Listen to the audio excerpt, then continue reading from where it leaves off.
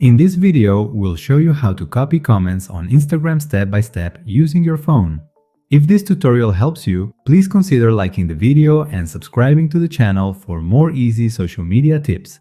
Sometimes, you may want to copy an Instagram comment to save it, reply later, or share it somewhere else. To get started, open the Instagram app and find the post that contains the comment you want to copy. It can be your own post or someone else's post. Take a screenshot of the comment you want to copy. Next, open the Google app on your Android or iPhone. Tap the camera icon next to the search bar and select the screenshot you just took.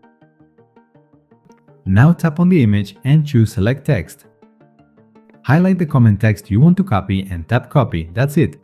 The comment is now copied to your clipboard and you can paste it anywhere you like, such as in Messages, Notes, or another app.